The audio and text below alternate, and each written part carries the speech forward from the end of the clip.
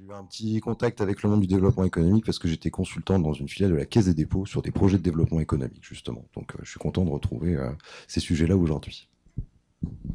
Merci. Donc du coup, comme vous l'avez compris, on va beaucoup parler ce matin du travail qui a été fait par France Stratégie autour de la question des soutenabilités.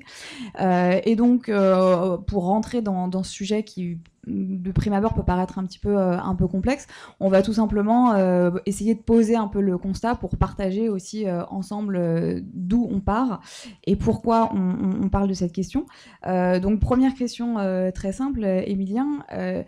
C'est quoi la genèse de ce travail et finalement, à quelles grandes questions ou défis vous avez cherché à répondre avec ce rapport ? Alors, la genèse, bon, je vais retracer un peu l'historique. Ça n'a pas été simple d'amorcer le sujet. Bon, on est parti d'un premier constat qui sont tout simplement les rapports du GIEC, qui nous alarment d'année en année de plus en plus sur une situation qui va advenir et qui s'avère catastrophique. Et d'autre part, la vraie prise de conscience et la manière dont on a réussi à négocier, je dirais même batailler pour faire émerger le sujet, c'était la crise des Gilets jaunes. Excusez-moi. Donc la crise des Gilets jaunes, en tout cas notamment côté État et Avenue de Ségur, c'est quelque chose qui est vécu de manière un petit peu étrange. On comprend pas vraiment ce qui se passe. Donc la première lecture, c'est on veut faire une taxe écologique et les gens sont contre, les gens sont pas écolos, donc on pourra pas faire de transition écologique.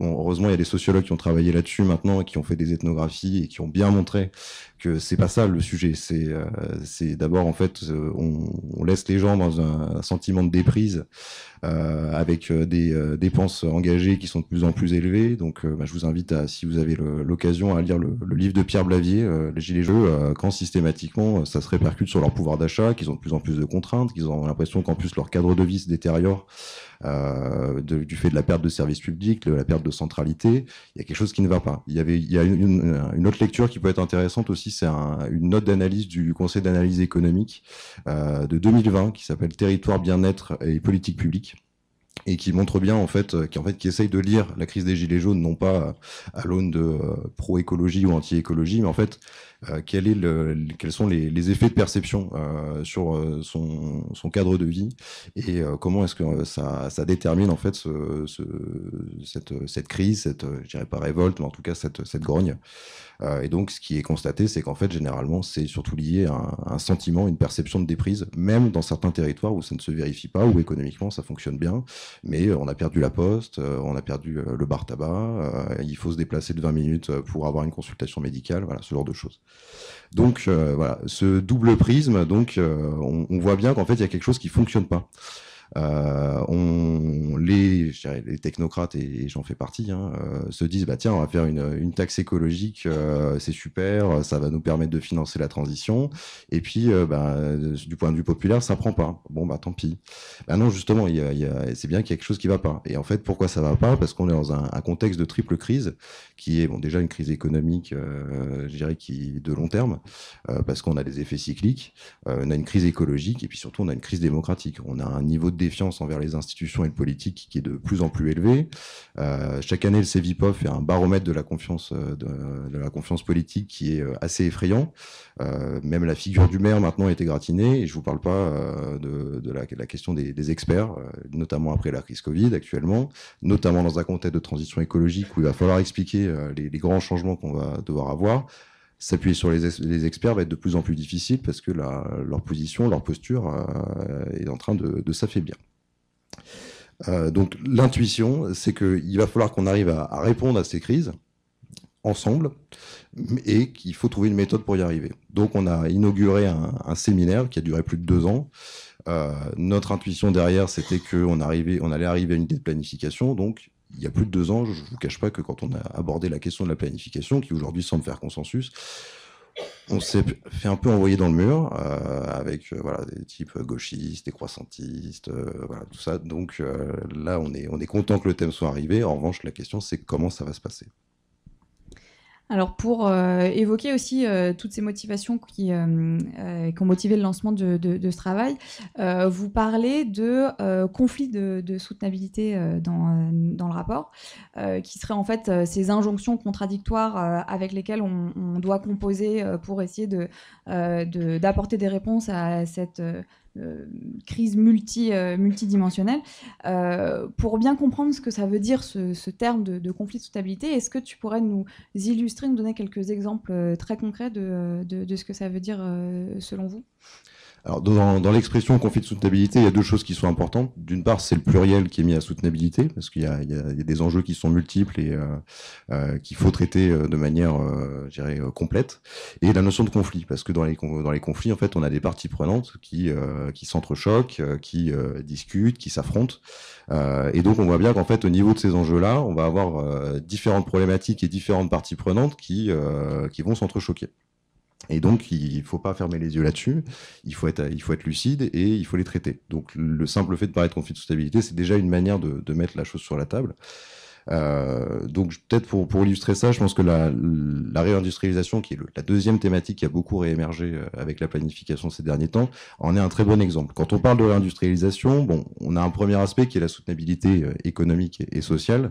Donc la question de répondre à nos besoins par la production, la question de créer des emplois et la question des moyens aussi pour investir et pour permettre cette réindustrialisation. Donc ça, c'est un premier aspect. Ensuite, on a la soutenabilité écologique. On nous dit qu'il faut faire la transition écologique, mais en même temps, il faut faire de l'industrie.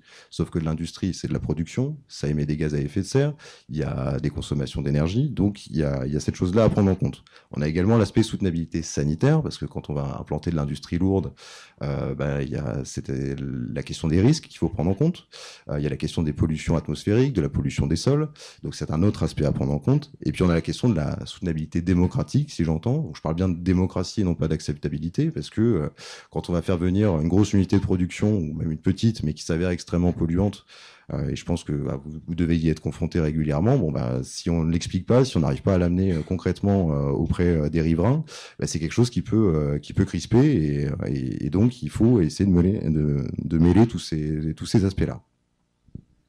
Ça me permet de faire la transition vers une question que j'espère va vous intéresser. C'est la question de savoir quel modèle économique on peut mettre en face de cet impératif de soutenabilité, en tout cas pour répondre à ces défis. Et j'élargirais même la question à celle du modèle de développement des territoires. Et donc même si le rapport ne pose pas de scénario comme d'autres acteurs ont pu le faire, comment est-ce que vous vous placez dans ce débat qui est pas simple? C'est important de préciser qu'effectivement, on n'a pas de conclusion sur le sujet. Le rapport a plutôt pour but d'être un peu des objecteurs de conscience et de tirer à la sonnette d'alarme, en tout cas sur cette question-là. On a un problème avec notre modèle de société actuel qui repose sur l'articulation production, consommation, croissance. Sauf que tous ces aspects-là, en fait, produisent du CO2. Et donc, on a des impératifs de réduction avec stratégie nationale bas carbone. Donc, il faut revoir ce modèle. Ce qui n'est pas évident. Donc, il y a, je dirais, deux grandes options. Il y a l'option du découplage, qui considère qu'on n'aura pas de souci à continuer à avoir de la croissance tout en ayant une baisse des émissions. De notre point de vue, c'est quelque chose qui est très optimiste, notamment du point de vue du court terme. Sans doute que d'ici 10, 15, 20 ans, on aura les technologies suffisamment matures pour être déployées largement et nous permettre d'avoir des productions extrêmement sobres en carbone. Actuellement, ça paraît plus compliqué. Et puis, il y a l'autre option, c'est la décroissance. Donc, qui est pour le coup une rupture épistémologique majeure et qui engendre plusieurs inquiétudes. Nous, de notre point de vue, on se prononce pas pour le découplage ou la décroissance. On considère d'une certaine manière, là, il y aurait une forme de voie médiane, sans parler de troisième voie. Du côté de cette voie médiane, donc il y a le terme de sobriété qui émerge pas mal en ce moment, qui est un terme qui fait peur. Moi, j'ai assisté récemment à la Convention citoyenne de Grenoble. J'étais sur un atelier de travail. Quand le terme de sobriété est arrivé, les gens ne sont pas dupes. Vu qu'on parlait de décroissance avant, ils l'associent directement. Donc, il va falloir définir ces questions de sobriété. Et actuellement, le problème, il est là. C'est qu'il faut trouver cette voie médiane entre découplage et décroissance. Mais qu'est-ce qu'on met dedans ? Donc c'est un des enjeux du rapport, c'est qu'en fait, il faut qu'on arrive à clarifier notre modèle de société sobre en carbone, mais peut-être pas sobre juste en carbone, sobre à plusieurs niveaux. Notamment revenir sur un modèle social qui va poser question, notamment si on envisage la décroissance. Actuellement, notre modèle social, c'est on a du progrès économique, donc on a du progrès social. D'un point de vue sécurité sociale et tout ce qui est prestations sociales, ça va poser un souci si on a une multiplication des scénarios récessionnistes ou si même volontairement on s'inscrit dans une perspective de décroissance. Donc, il faut essayer d'avoir en fait la pensée la plus complète possible sur le sujet pour réussir à trouver justement cette voie médiane.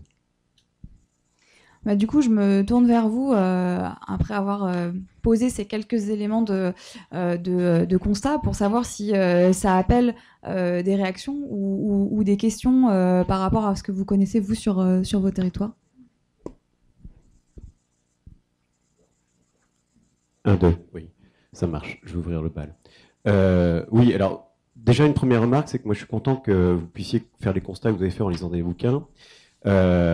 Notamment sur le décrochage au niveau local et sur les jaunes, parce que nous, moi je suis élu local aussi, hein, je suis maire d'une commune de 700 habitants ici, là, dans le Jura. J'ai 2-3 collègues qui sont là, qui sont exactement dans la même position. Nous, on vit au quotidien. Donc si à un moment donné ou à un autre, vous avez envie en plus d'illustrer ça par des témoignages, présents. Après, il y a, pour alimenter un petit peu ce que vous dites, c'est qu'il y a, je discutais, alors je ne sais plus si c'était hier ou avant-hier avec l'un de nos collègues ici, là, peut-être au téléphone ou hier, je ne sais plus, on se disait, c'est drôle, on a l'impression que le Covid c'est terminé, quoi, et que tout le monde a tout oublié. Alors c'est drôle qu'on remette ça, je trouve intéressant qu'on remette ce sujet-là, parce qu'en fait c'est un sujet quand même qui est largement d'actualité et qui va et dont le fond va nous impacter pour les années à venir. Alors il y a le court, le moyen et le long terme, mais effectivement c'est que dans la conscience collective, au niveau local, en tout cas, je pense que les gens, ils ont carrément oublié.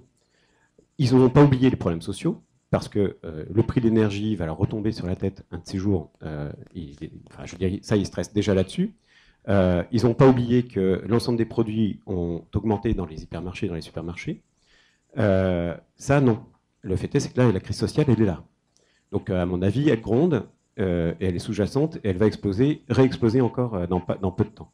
Mais, en revanche, dans tout ce qu'on est en train de réaliser, tout ce qu'on est en train éventuellement de projeter, en termes effectivement de virages nécessaires à prendre, les gens sont absolument pas matures pour le faire, quoi.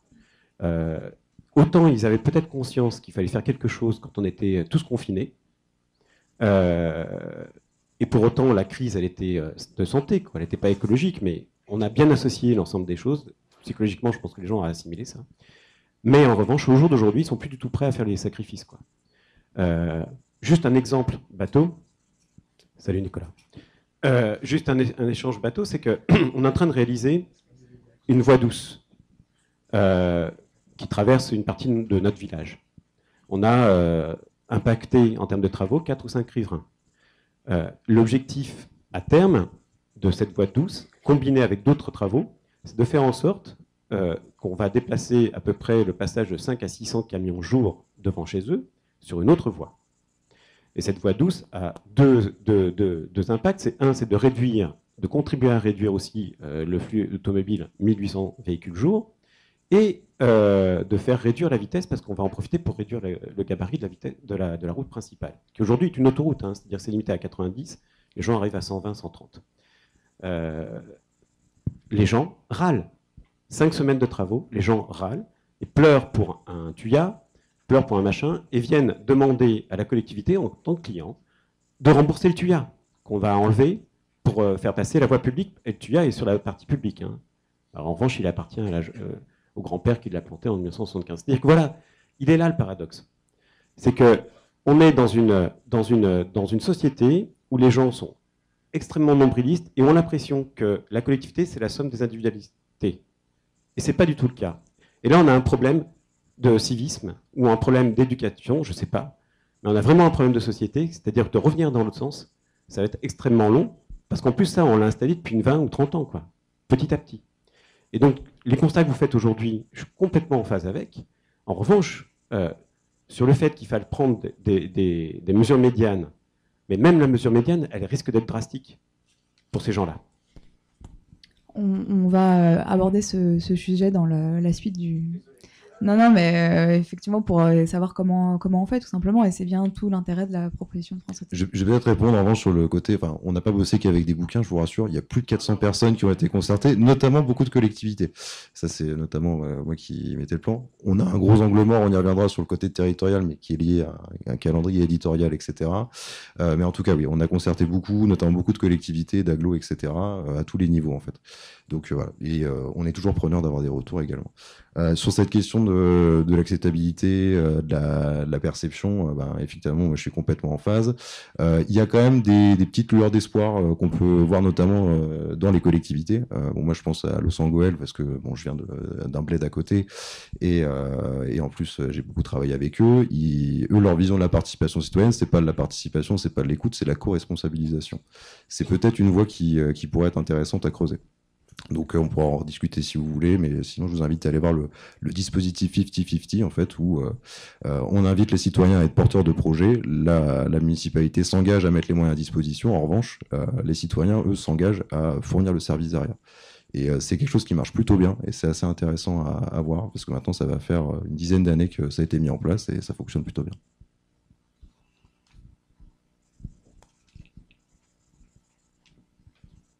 Bonjour, Jonathan Crusson, mairie de Gennevilliers.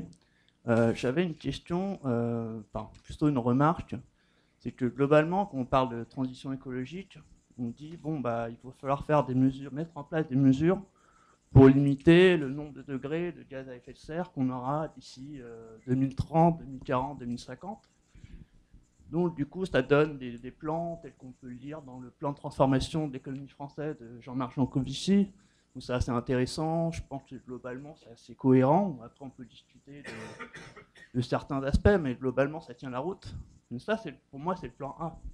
Le plan B, c'est si on n'arrive pas à endiguer le phénomène, comment on adapte les territoires, par exemple à 2040, si on est à plus 3 degrés. Donc, par exemple, à Gennevilliers, il va y avoir des îlots de chaleur, ça va être assez insupportable l'été pour les habitants. Donc je pense qu'il y a aussi la nécessité de dire ok, on bosse le plan A, mais à la fois il faut préparer le plan B, parce que si on n'y arrive pas, comment on fait après pour permettre aux populations de vivre dans des conditions quand même relativement décentes. Ouais, c'est plus par rapport à ça. Sur cette question-là, bon, c'est intéressant que vous citiez le plan de transformation de l'économie française. Donc, nous, en fait, on est arrivé juste au niveau de la publication, au milieu de plein de trucs, notamment ce plan-là. C'est intéressant parce que, bon, eux, effectivement, c'est un plan de transformation et de transition, mais ils traitent déjà la question de l'adaptation. Et généralement, il y a un consensus parmi les techniciens, les scientifiques, qui est de dire, en fait, l'atténuation, c'est fini, on a perdu la bataille. Actuellement, il faut avoir ce constat-là qui est extrêmement pessimiste et qui est très dur, notamment parce qu'actuellement, d'un point de vue cognitif, philosophique et médiatique, l'adaptation, c'est justement cette idée un peu de défaite technique et morale sur le fait qu'on a perdu la bataille de l'atténuation. Mais en fait, les mesures d'adaptation, ça va avec, en fait, ça atténuera aussi. Donc, effectivement, il faut déjà se placer dans cette perspective d'adaptation. Nous, ce qu'on propose avec le rapport, justement, c'est pas tant une transition, c'est justement, on propose vraiment une rupture de paradigme parce que notre paradigme actuellement ne fonctionne pas et c'est pas par des choses, je dirais, pas douces, mais il ne s'agit pas d'être radical non plus. Mais en tout cas, il faut vraiment faire évoluer le paradigme et pas amender seulement notre manière de faire. Il faut la revoir. Emilien, peut-être peux-tu préciser la différence entre atténuation et adaptation, je pense, pour qu'on soit bien tous alignés sur justement en quoi on a perdu la bataille de l'atténuation. Sur la question de l'atténuation, en fait, c'était le constat qu'on produisait trop de carbone, que ça produisait un effet de serre. Et donc, à partir des années 90, et encore je suis optimiste pour les premiers, on s'est dit on va faire attention à notre production de carbone et veiller à la réduire. Donc il y a eu différentes mesures, donc décarbonation de l'industrie, mobilité, enfin voilà, par exemple toute la réglementation sur les moteurs thermiques pour faire en sorte qu'ils émettent moins de CO2, on est typiquement dans une mesure d'atténuation. L'adaptation, en fait, c'est prendre en compte que le réchauffement climatique va advenir, il est déjà là. Et donc, il faut faire évoluer nos modes de vie pour pouvoir vivre avec des températures qui sont plus élevées et les risques qui sont afférents. Voilà, c'est juste ça. Je vous propose du coup qu'on prenne une dernière question et ensuite on enchaînera. Oui, bonjour, donc Julie Orliac, moi je travaille sur le 93, hein, donc on est sur des des populations qui sont parfois c'est pas parfois, souvent déshéritées. Donc, je pense que quand même la question sociale, elle doit être au cœur des discussions, y compris sur la prise en compte des données environnementales. Parce que si on n'arrive pas, en tout cas, à un moment, à amener des populations qui sont loin parfois de l'emploi ou d'être intégrées finalement dans une dynamique territoriale, on ne va pas y arriver sur ces questions-là, et à emmener aussi, du coup, quand on parlait des gilets jaunes, c'est la même chose, hein, à emmener aussi ces populations à accepter les transformations qui sont nécessaires par rapport à l'environnement. Et ça demande quand même aussi d'avoir une vraie réflexion sur notre système de production, notre système social, et comment on intègre tout ça pour qu'on arrive à une certaine harmonie de société, en fait. Bah là, sur la dimension question sociale, vous prêchez un convaincu et un militant. Pour moi, c'est au cœur du truc, c'est même la priorité. Et sur la question, vous l'avez très bien, c'est comment est-ce qu'on emmène. Bon, bah justement, on y reviendra juste après avec Sarah. C'est là où on va se placer, je dirais, en décalage par rapport au plan de transformation de l'économie française. Ce qui est très intéressant, c'est que moi, je l'ai lu avec le côté un peu technicien. C'est pas un document facile à lire, et en fait, vous regardez la rentrée littéraire, c'est un des ouvrages les plus vendus. Donc, mais en attendant, moi je trouve que ça dit pas grand-chose sur c'est quoi une France décarbonée en 2050. On voit les mesures, mais on sait pas où on va. Et justement, l'idée de renouveler la planification, elle est là. C'est comment est-ce qu'on emmène. C'est pas juste un document technocratique, mais on y reviendra. Ça permet de faire le lien justement avec la deuxième partie de notre discussion, puisque maintenant qu'on a posé un peu ces constats, ces enjeux, on va s'attaquer au cœur de la proposition de France Stratégie, où donc cette voie médiane que vous avez dessinée, elle invite en fait à repenser l'action publique, la manière dont on pense et dont on fait l'action publique. Donc du coup, autour de cette idée de soutenabilité, est-ce que tu peux nous repréciser quels sont les objectifs que vous mettez derrière, et qu'est-ce que ça veut dire pour vous ce concept ? Alors pour repréciser un peu pourquoi est-ce qu'en fait on a pris le terme de soutenabilité et pas développement durable ou autre. Donc la soutenabilité, c'est un concept qui a émergé surtout avec le rapport Brundtland de 87 qui s'appelle Notre avenir à tous, et qui a fait émerger en France ce qu'on a appelé le développement durable. Donc eux, ils parlent de sustainable development et de sustainability. Excusez-moi pour mon accent anglais qui est pas terrible. Donc le truc, c'est que de notre point de vue, en fait, la notion de développement durable elle a été récupérée, galvaudée, et qu'en fait on était dans une logique productiviste, et en fait j'ai juste changé l'étiquette, l'appellation, mais en fait on continue, c'est business as usual.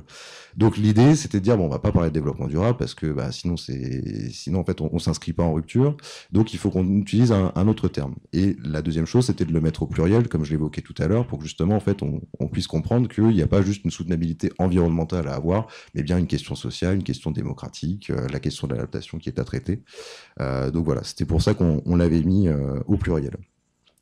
L'avantage de parler de soutenabilité, de notre point de vue, c'est que, bon, je l'ai dit, c'est d'éviter la focale sur un seul enjeu qui est généralement dans le prisme des politiques publiques, surtout côté État, c'est une entrée qui est budgétaire et économique. Et deuxièmement, c'est le fait de rendre visibles les insoutenabilités. Parce qu'en fait, les deux notions vont de pair. Quand on parle de soutenabilité, en fait, c'est pour penser ce qui est insoutenable dans notre modèle actuel. Ça va en fait aussi avec une pensée de la crise. Généralement, on a l'impression que la crise nous tombe sur le coin du nez, et que c'est quelque chose qui explose d'un coup. Les crises ne créent absolument rien, ne font que révéler ce qui ne fonctionnait pas. Et en fait, c'est d'une certaine manière, si on a la lecture après le match, ah bah oui, c'était sûr, quoi. Donc il faut vraiment avoir cette pensée-là. Une crise, elle est aussi brutale et aussi soudaine soit-elle. Quand on relit le match, c'était structurel, c'était écrit. Même sur la crise Covid, l'ampleur qu'elle a prise, c'est notamment aussi du fait d'une défaillance de notre système de santé, de notre système de production, etc. Peut-être pour préciser un peu le terme de soutenabilité et de soutenable, on va reprendre une définition très simple. Donc, est soutenable, ce qui peut être supporté en durée, ce qui résiste au passage du temps, mais aussi, et ça c'est important dans notre vision des choses, c'est quelque chose qui peut être défendu et appuyé par des arguments sérieux. Et ça c'est vraiment au cœur de notre réflexion. Parce qu'il y a ce côté soutenabilité au sens durable des choses, mais aussi sur le fait qu'on peut en discuter, on peut en argumenter, et c'est comme ça qu'on définit la soutenabilité. Donc l'approche qu'on propose, en fait, elle va reposer sur 3 piliers pour repenser le référentiel de l'action publique. Donc le premier pilier, c'est la durabilité, comme on a parlé. C'est à la fois sur le plan environnemental, mais aussi dans la durée dans le temps. Il faut qu'on ait un référentiel qui se casse pas de la gueule au bout de 5 ans. Il ne faut pas refaire une stratégie quinquennale qui, en fait, on se rend compte au bout de 2 ans qu'elle est absolument pas adaptée, qu'elle fonctionne pas, et finalement on finit par l'abandonner ou ne plus la respecter dans les déclinaisons. Il faut qu'elle soit systémique, c'est-à-dire en fait qu'elle adopte une vision d'ensemble, parce qu'actuellement, je parle encore du côté de l'État, mais on le voit, on est encore très très siloté, et on est confronté à des logiques d'arbitrage où voilà, ces différents ministères sur un sujet qui vont arriver en réunion interministérielle, ils vont bien s'écharper pendant 3/4 d'heure, et puis Bercy dira non, bah écoutez, on va prendre telle option. Voilà, donc ça c'est quelque chose qui fonctionne assez mal finalement. Et puis la vraie question, et on en parlait notamment au niveau de la question sociale tout à l'heure, c'est la légitimité. Pour nous, il est important que une action publique soutenable soit légitime, c'est-à-dire qu'en fait, elle soit à la fois comprise et acceptée par les gens, mais surtout en fait qu'elle puisse être discutable et discutée. Il faut en fait construire un vrai débat autour de cette chose-là, parce qu'en fait, on est en train de construire un projet de société quand on parle de planification.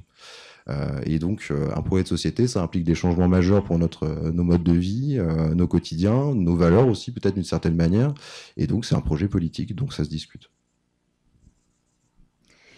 Et donc, pour vous, pour atteindre cette ambition de soutenabilité, il est nécessaire de faire évoluer pas mal de ce qui fait notre action publique aujourd'hui, que ce soit sa culture, ses compétences, ses méthodes, ses outils. Et vous identifiez pour ça 4 grands chantiers qu'on va essayer de présenter de manière succincte pour bien comprendre.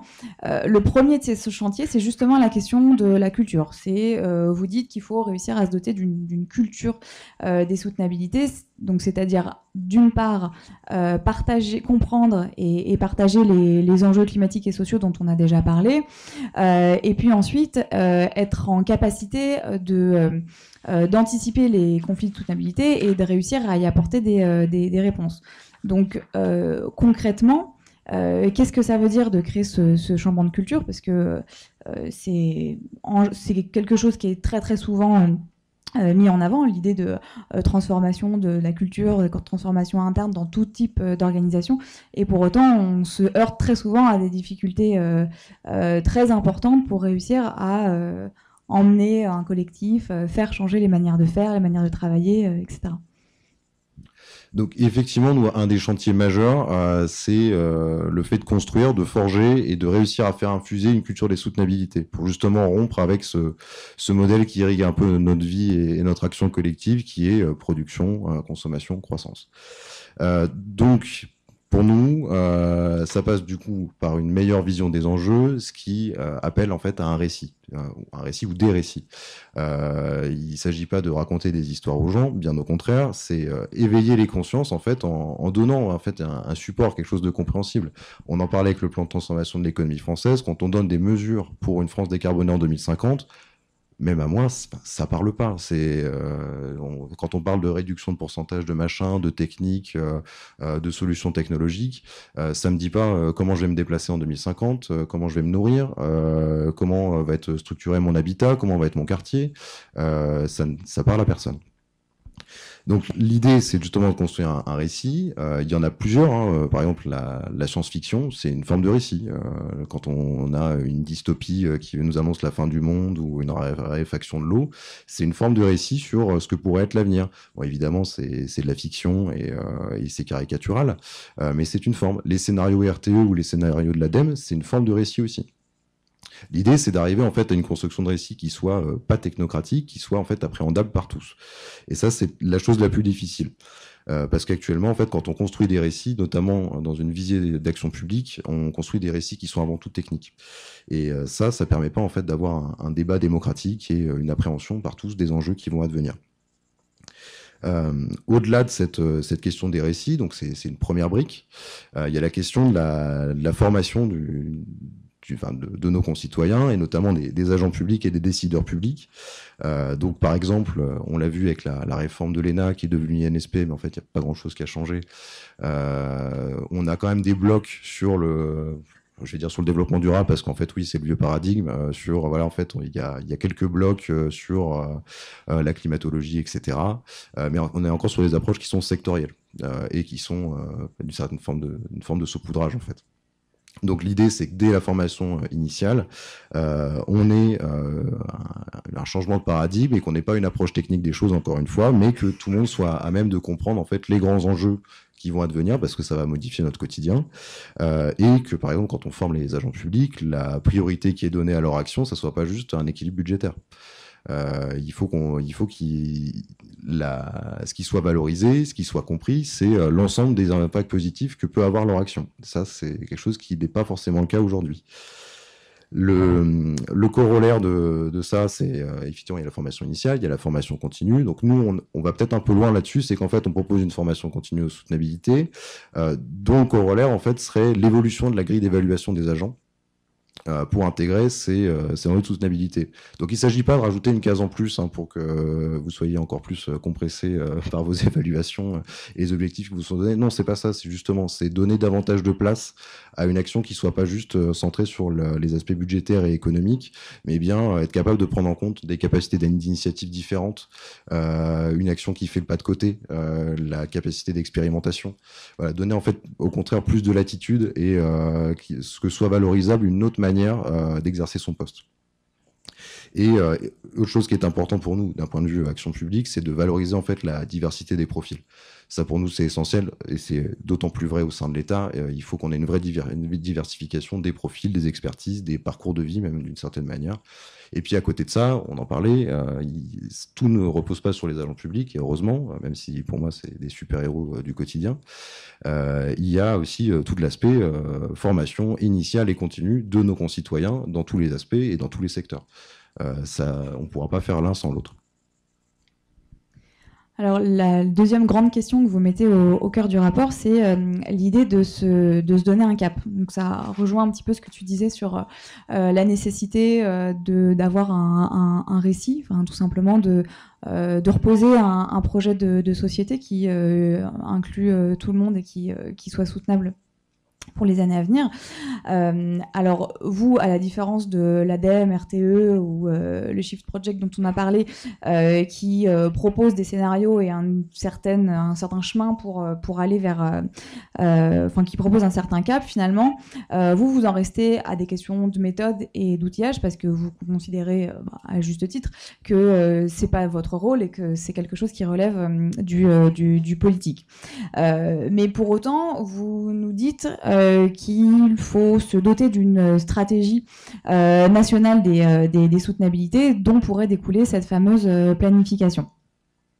Alors, étant donné tous les milliers de schémas, stratégies divers et variés qui existent au niveau national et puis local, la question, elle est toute simple, c'est comment cette stratégie supplémentaire qui, par nature, doit être transversale, avoir un impact systémique, peut être un outil efficace et intelligible pour conduire l'action.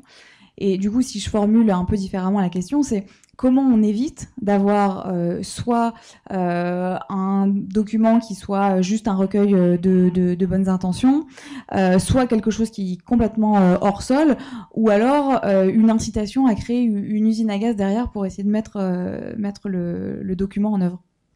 Bon, ça fait beaucoup de questions pas faciles à trancher. Je vais peut-être repréciser d'abord ce qu'on entend par planification. Déjà parce que il n'y a pas de consensus sur l'idée et qu'actuellement en plus sur le plan politique et médiatique on utilise cette notion sans dire ce qu'il y a derrière.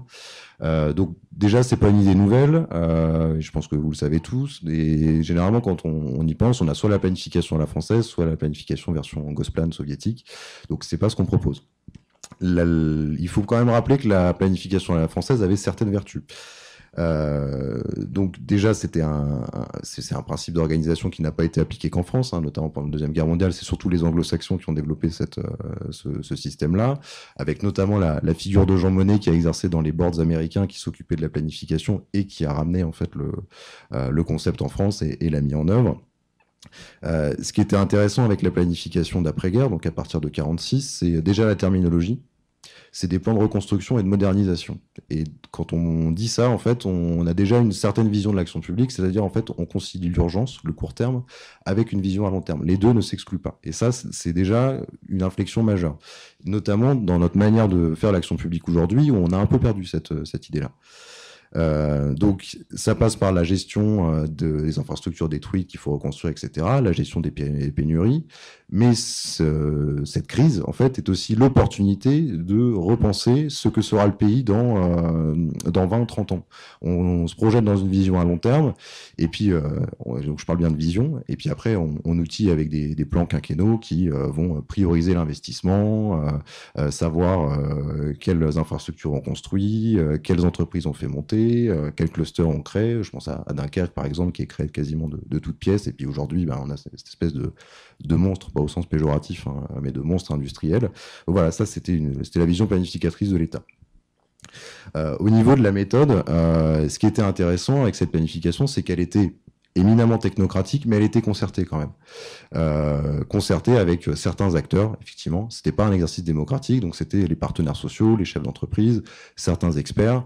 Et donc, par exemple, Monet, au premier plan, était assez fier de dire il y a 1000 personnes qui ont été auditionnées, qui ont participé à la rédaction du plan. La vraie question, notamment aujourd'hui, quand on est dans un contexte de défiance démocratique aussi élevé, c'est que justement, il n'y avait pas cette composante démocratique, donc c'est la première rupture avec laquelle il faut s'inscrire. Cette vision de la planification a été enterrée suite à l'apparition d'un nouveau paradigme d'action publique à partir des années 80, donc le tournant néolibéral, etc. Il n'y a pas de jugement de valeur particulier, même si vous en sentirez peut-être un. Mais ce qui est rigolo, c'est qu'en fait, du coup, le plan a été relégué à une idée passéiste, limite c'est un truc de bolchevique qui s'assumait pas. Mais en parallèle, on a eu une multiplication des plans. On a perdu le plan, mais on a eu une multiplication des plans. Avec une inflation qui est assez étrange. Donc en fait, on tue la planification en disant que c'est pas efficace, c'est passéiste, mais en attendant, on est en espèce de crise d'angoisse, et donc en fait, on refait des plans qui sont sectoriels. Donc je pense qu'il y avait une idée de performance aussi derrière ça. C'était on se concentre sur des sujets précis pour être le plus performant possible, mais on a eu plusieurs écueils. Et puis on a des choses qui explosent, notamment au niveau local. Donc ça, pour le coup, c'est pas moi qui vais vous l'apprendre. La multiplication des plans au niveau locaux et les interférences qu'il peut y avoir entre elles. Et les enjeux politiques et même juste très concrets sur comment ça fonctionne sont assez forts. Sauf qu'aujourd'hui, on n'a pas le même contexte qu'hier, logiquement. On a cette multiplication de crises et cette conjonction, parce que ce qui est intéressant dans le contexte dans lequel on est, c'est qu'on n'est pas sur des crises sectorielles, justement. On est sur des crises en fait qui se multiplient et qui s'alimentent entre elles. Donc, il faut là-dessus avoir une pensée de l'interaction, ce que n'avait pas non plus la planification de 46. Donc, pour nous, la planification du XXIe siècle, d'une certaine manière, elle doit déjà tirer les leçons. Donc, d'une, l'État n'a plus la capacité d'investissement qu'il avait en 46 après avoir nationalisé la moitié de l'économie. Cette planification-là, elle était pour le coup essentiellement économique, donc vraiment avec ce prisme du développement économique. Et aujourd'hui, ça ne suffit pas. Donc, encore une fois, je reviens sur cette idée-là. La planification, comme on l'entend, c'est un projet de société. C'est pas quelque chose de technocratique, c'est pas quelque chose de technique, même s'il y aura ça, notamment dans les déclinaisons légales au niveau parlementaire, etc. C'est avant tout un projet politique. L'idée, c'est en fait d'avoir une carte, comme une carte IGN, en fait, une carte de l'action qu'on va pouvoir conduire. C'est en fait, on dresse le contexte, on lit ce qui se passe et on choisit le chemin qui convient le mieux. Peut-être aussi revenir un peu sur l'idée de planification. La semaine dernière, on a fait un événement à Paris autour de notre rapport pour le présenter. Et on avait notamment le président du MENEF, Geoffroy Roux de Bézieux, qui était là et qui appelait à la planification. Donc on est quand même sur quelque chose qui évolue pas mal. Je suis pas sûr qu'on l'entende de la même manière pour le coup, mais c'est quand même quelque chose qui est en train d'arriver.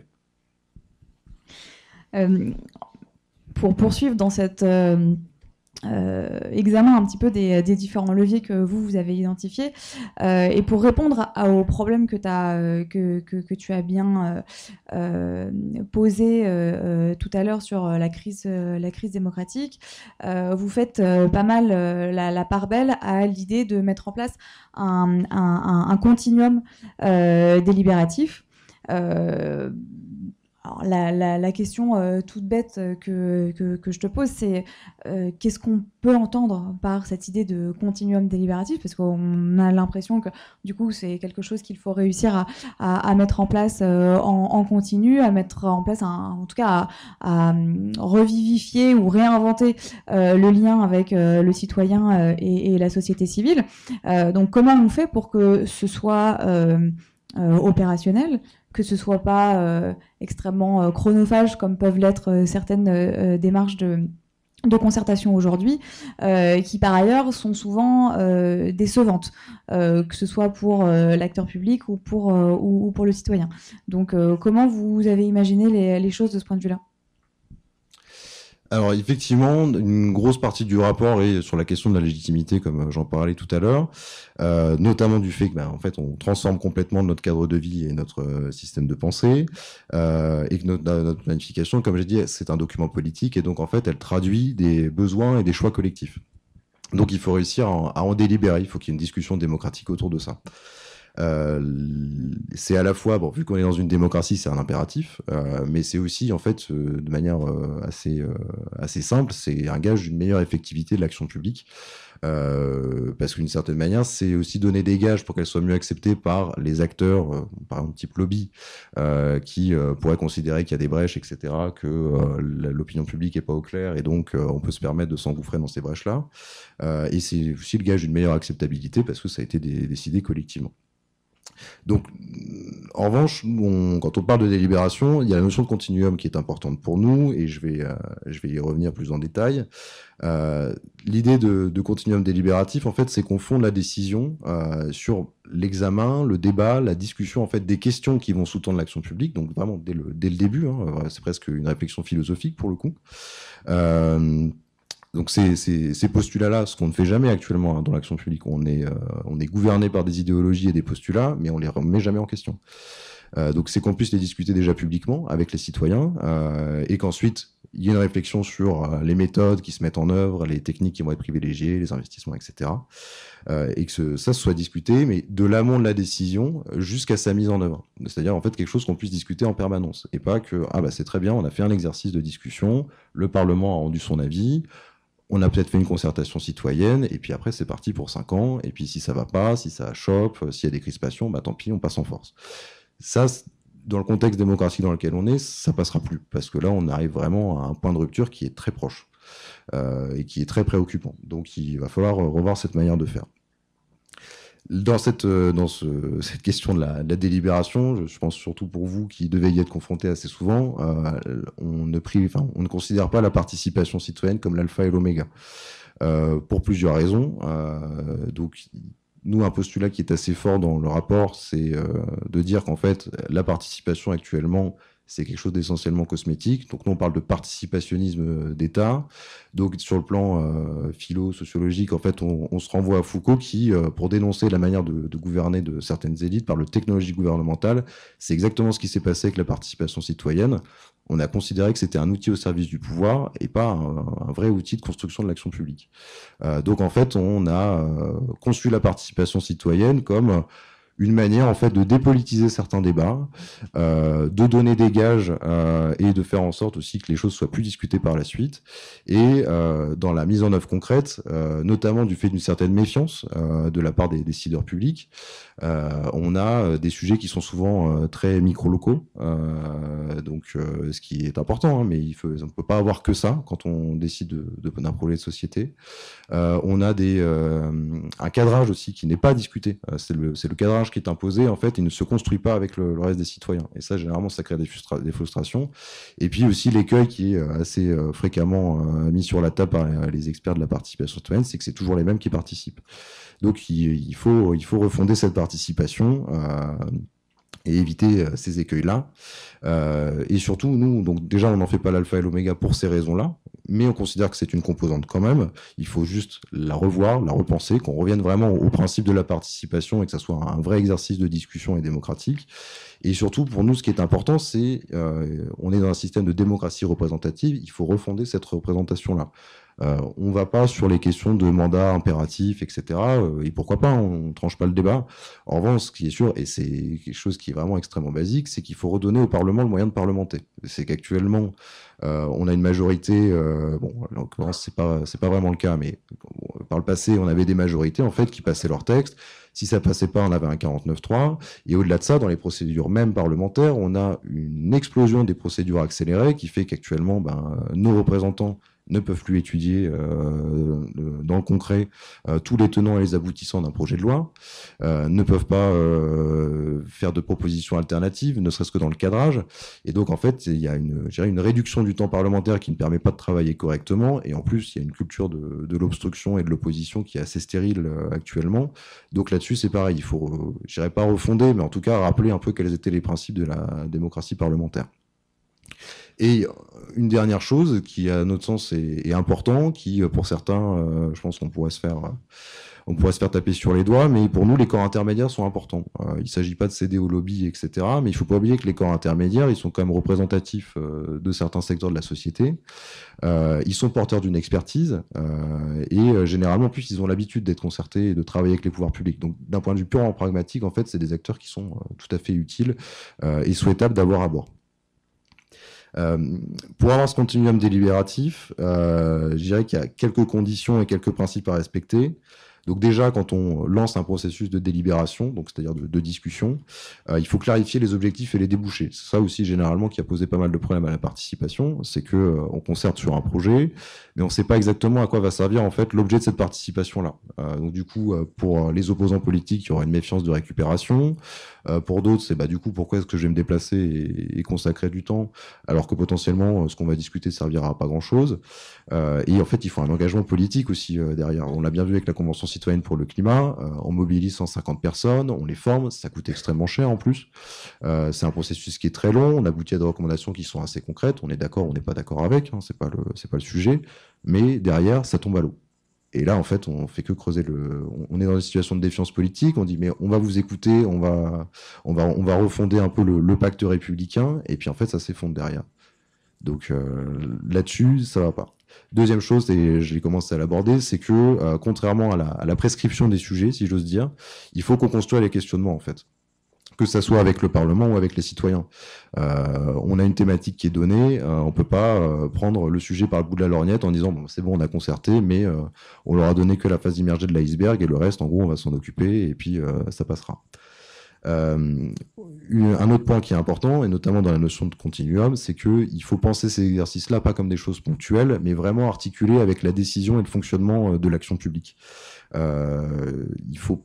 L'idée, c'est pas de trancher au tout début du process ou en toute fin, mais bien qu'en fait il y ait des itérations qui se fassent et qu'en fait les deux puissent s'alimenter ensemble.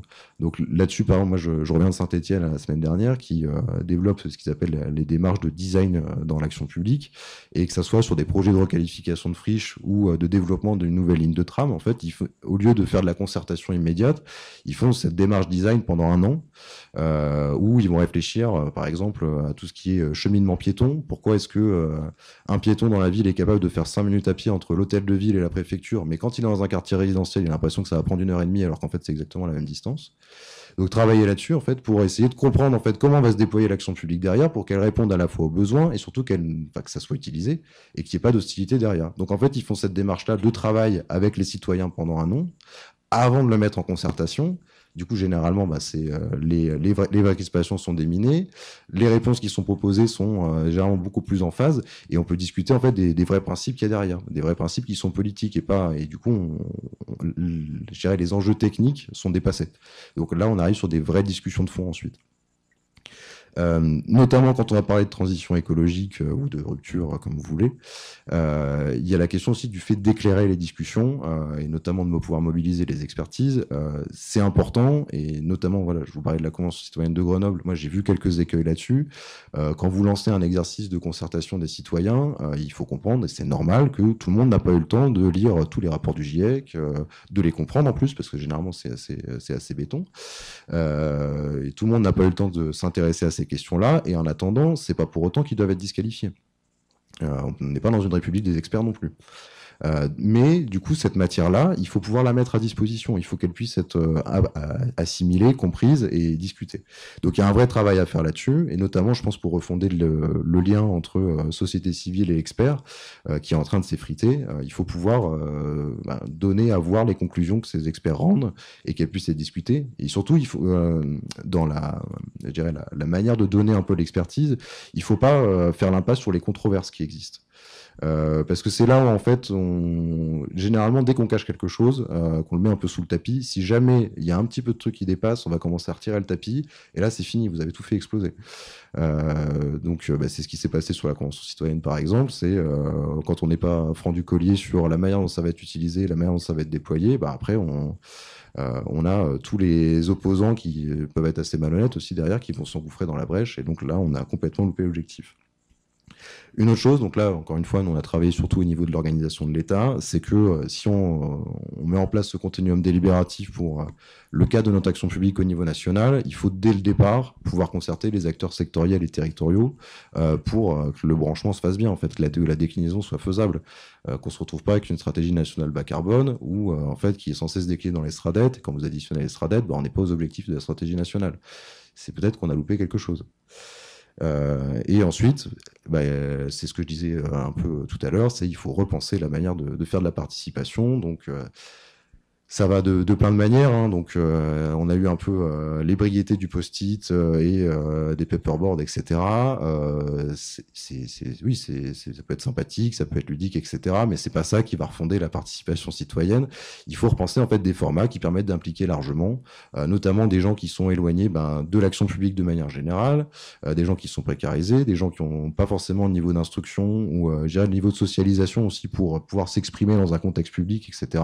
Il faut essayer de penser en fait ces formats-là et de ne pas penser que déjà le simple fait d'avoir convié des gens à une réunion publique, c'est de la participation et que c'est déjà quand même extraordinaire. Tout ça, ça a l'air quand même très complet, même très lourd. Est-ce que tu as quelques exemples? Tu parlais de Saint-Étienne et même de Los-Angeles tout à l'heure.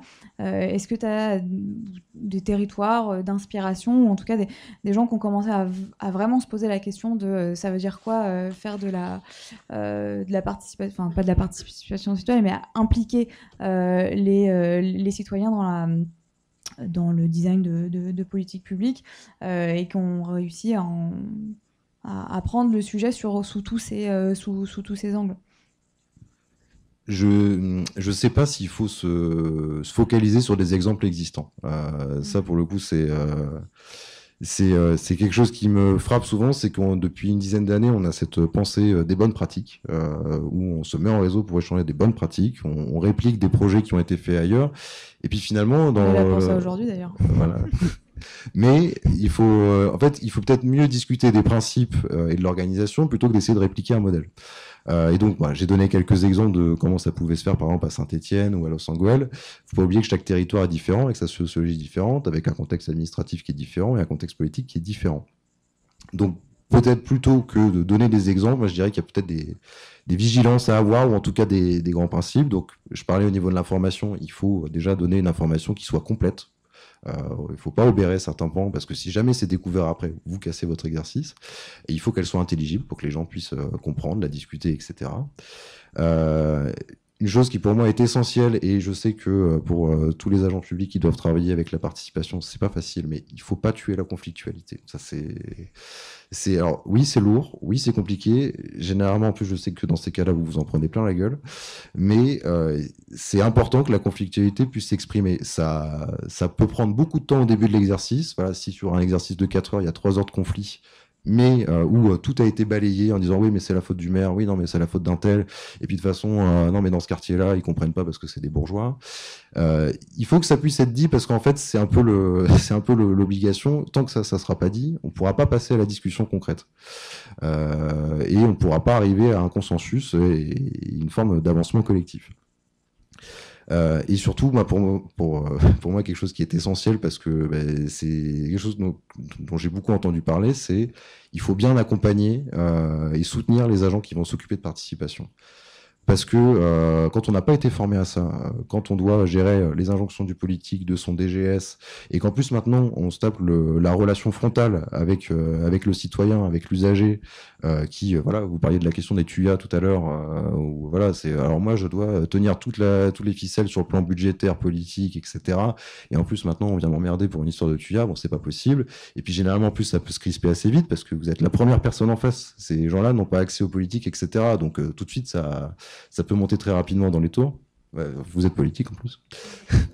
Mais très rapidement, ça peut monter dans les tours. Donc il y a un vrai enjeu sur le fait de soutenir et de bien former.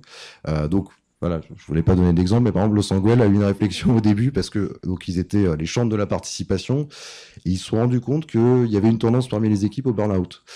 Donc ils se sont dit, on va peut-être réfléchir en fait à la manière dont ça se déploie et qu'est-ce que ça implique en fait pour nos agents. Donc ça, c'est vraiment pour moi quelque chose qui est essentiel. Et puis, dernière chose, quand on fait de la participation, il faut un vrai engagement du politique derrière. Voilà, ça c'est pour vous. J'en arrive un peu au clou du spectacle, qui est le dernier chantier, un petit peu là où tout se retrouve, c'est celui de l'orchestration. C'est-à-dire que pour mettre en place tout ce qu'on a raconté depuis une heure, et pour renouveler vraiment la manière dont on fait l'action publique, il y a besoin d'une fonction d'orchestration, parce que sinon, selon vous, soit il se passe rien, soit on agit de manière complètement non coordonnée, et donc on rate notre objectif tout simplement. Et donc l'objectif, et là je cite le rapport, c'est de concevoir une machinerie politico-administrative qui assure la capacité des processus institutionnels et administratifs à traduire une vision de long terme en politique publique cohérente et soutenable. Donc c'est l'idée d'avoir une institution qui a cette fonction de chef d'orchestre et qui assure l'articulation des politiques publiques entre elles et leur alignement par rapport aux objectifs de soutenabilité, pour être sûr qu'on atteigne les objectifs de cette fameuse stratégie nationale de long terme. Vous l'avez d'ailleurs schématisé. Ne prenez pas peur. Mais donc, du coup, tu vas avoir la délicate tâche de nous en dire un mot, d'essayer de rendre ça intelligible. Et ensuite, on fera peut-être le zoom sur quelques points qui te paraissent particulièrement intéressants. Bon, on est techno, on se refait pas. Hein. On aime bien les choses complexes, pas très lisibles. Bon, après, quand on fournissait le rapport, on faisait un grand poster qu'on mettait avec le rapport pour que ça soit plus lisible. L'écran est grand. Hein. L'écran est grand, bon, super. Bon, je vais du coup essayer de détailler un peu les différentes étapes. Donc c'est la partie un peu pénible, mais c'est aussi parce que notre cœur de cible, c'était quand même les grands administrateurs de l'État, pour leur faire comprendre qu'il fallait revoir un peu la machinerie, et surtout pour essayer de leur faire comprendre en fait c'est quoi une planification qui soit pas juste de la coordination interministérielle. Donc la première étape pour cet orchestrateur, ce serait déjà de préparer l'instruction et le suivi d'une stratégie nationale. Donc en fait c'est une espèce de compilation en fait de toutes les connaissances, tous les savoirs qui sont disponibles actuellement en matière environnementale, économique, sociale. D'une certaine manière aussi déjà un pré-cadrage politique aussi pour faire comprendre quels vont être les enjeux avec les différentes parties prenantes, la société civile, etc. Et ensuite, une fois que ce pré-cadrage a été fait, on le dit plusieurs fois dans le rapport, c'est pas à nous de définir la stratégie. C'est aux politiques de prendre des choix et de s'engager vis-à-vis des citoyens. En revanche, le travail de l'orchestrateur, ça va être de traduire en fait cette vision politique qui a été faite à partir d'un pré-cadrage, dans des objectifs, dans une méthode, et construire aussi les indicateurs qui permettront d'avoir le suivi de la stratégie. La deuxième chose, mais en fait qui est concomitante, je précise qu'en fait la complexité de ce schéma, c'est que généralement c'est pas une chaîne de montage et que justement les étapes en fait généralement sont horizontales, elles arrivent quasiment en même temps pour une bonne partie. Donc dans le même temps, on a cette espèce de conseil au gouvernement qui est important. Actuellement, on a des conseillers qui sont dans les ministères, etc., qui sont en relation de proximité avec leurs ministres. On a des organes comme France Stratégie qui vont produire des études, mais je dirais il n'y a pas vraiment cette dimension conseil. C'est-à-dire les études, on les publie, on les envoie au ministère, on n'a pas de gage qu'elles soient étudiées, qu'elles soient prises en compte, etc. Alors on n'a pas cette relation, je dirais, de confiance qu'il peut y avoir avec le conseil qu'on aurait. Donc par exemple, comme dans une collectivité, quand vous avez un consultant qui va aussi sur un projet pendant 1 an, 2 ans, bon, il y a une relation de confiance qui se crée. L'idée, ce serait que l'orchestrateur, en fait, puisse être l'interlocuteur privilégié des ministères pour les aider sur certaines incompréhensions par rapport à des problèmes techniques, des incompréhensions par rapport à des crispations politiques, et en fait, voilà, d'essayer en temps réel, en permanence, de pouvoir répondre en fait au blocage qu'il pourrait y avoir dans les différents ministères. Il y a toute la dimension prospective et expertise, donc déjà produire de l'expertise à partir d'études de terrain, d'études de données, pouvoir aussi être un peu le réceptacle de toutes les études qui se font à la société civile. Actuellement, les principaux sujets qui émergent, par exemple, c'est les think tanks qui vont les porter. Donc, c'est eux qui vont faire émerger les sujets. Alors, généralement, un think tank est rarement neutre, donc il y a toujours un prisme. Mais en attendant, ils ont le mérite quand même de faire émerger certains sujets. Ce serait peut-être pas mal que du côté de l'État, en fait, il y ait quelqu'un qui soit capable, en fait, de faire la somme de toutes ces études-là, de toutes ces propositions-là, et d'avoir je dirais, un regard un peu plus neutre, un peu objectif, voilà, une espèce de neutralité axiologique qui soit assurée par un service d'État. Ensuite, il y a toute la partie, je dirais, véritable déclinaison de la stratégie avec la question de l'élaboration des feuilles de route ministérielles, de la préparation avec les agents publics territoriaux des feuilles de route sur les territoires, et en fait pouvoir assurer cette forme de concertation entre l'échelon national, l'échelon national, je veux dire, l'échelon politique et l'échelon administratif dans les ministères, puis également entre les profils administratifs dans les ministères et le côté territorial. Et pas que ça soit une simple prescription et en fait une logique complètement descendante qui, on en a la preuve depuis plusieurs années, ne fonctionne pas.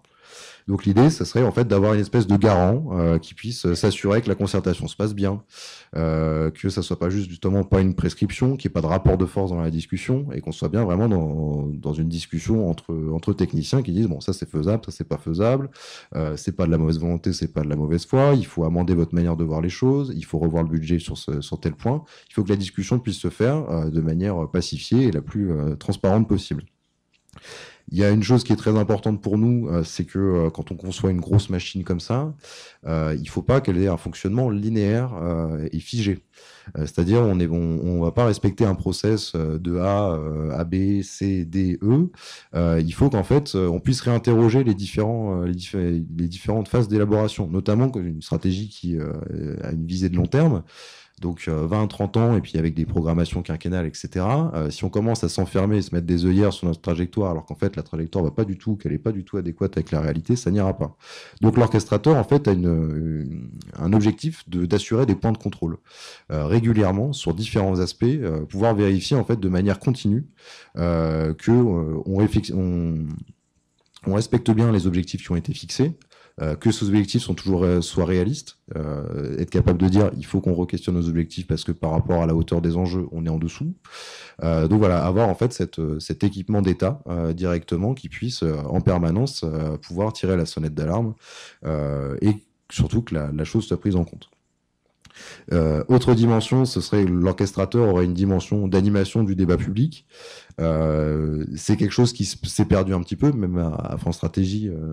Nous, on a dans notre mantra, on a la notion de débat. Je suis pas sûr qu'on fasse la une de l'actualité régulièrement et qu'on participe à faire émerger des sujets très souvent. Donc, ce serait peut-être pas mal d'avoir un acteur identifié qui, notamment sur des controverses scientifiques, par exemple, puisse permettre de mettre en débat ces controverses pour qu'elles soient comprises par tous. Et enfin, un dernier point, et qui est pas le moindre, qui est la question d'être un centre de ressources, en fait, de documentation, de formation. J'ai pas envie de parler de guichet unique, mais ce serait un petit peu l'idée, qui est en fait une espèce de centre qui collecterait en fait toutes les ressources nécessaires, à la fois sur le plan documentaire, scientifique, etc. Mais qu'on sache aussi à qui s'adresser en disant j'ai des nouveaux agents qui viennent d'arriver, j'ai besoin de les former aux enjeux de l'adaptation. À qui je m'adresse? Donc actuellement, on peut s'adresser au CEREMA, à l'ADEME, voilà. Donc On peut avoir des prestations privées aussi. Là, ce serait bien en fait d'avoir un équipement d'État, encore une fois, qui permette en fait de s'adresser directement en disant voilà, ok, sur ces sujets-là de soutenabilité, vous pouvez prendre tel référentiel, etc. Et qu'il y ait des gens en fait qui puissent se déplacer également dans les collectivités pour former les agents, voilà, ce genre de choses. Donc, effectivement, on lui associe beaucoup de fonctions à cet orchestrateur. Ce qui est important de préciser, c'est que dans le rapport, on ne dit pas qu'il doit forcément tout porter tout seul et qu'on soit sur une énorme machine, un énorme paquebot administratif. On avait notamment l'idée en fait d'avoir un réseau de référents en fait dans les différents ministères qui soient coordonnés, qui soient des points d'entrée en fait pour pas justement il y ait une nouvelle strate ministérielle qui vienne s'entrechoquer avec les autres, avec les cultures de paroisse qui peuvent exister au sein de l'État, etc. Pour pas exploser le temps, je vais passer directement à notre troisième séquence et tout simplement pour savoir comment vous avez imaginé ou pas comment de cette vision que vous avez formulée pour l'administration centrale et le niveau national, comment est-ce qu'on peut organiser soit une articulation, soit une déclinaison de ces principes, de ces outils, ces méthodes, etc., à l'échelle territoriale?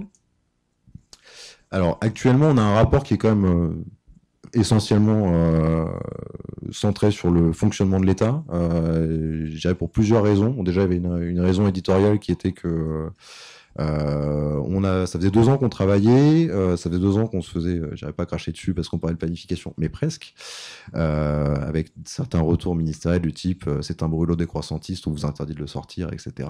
Voilà. Donc finalement, ça s'est plutôt bien passé parce qu'on a réussi à faire comprendre que non, c'était pas le sujet. Et la question territoriale, pour le coup, est pour moi essentielle, mais est assez peu traitée dans le rapport.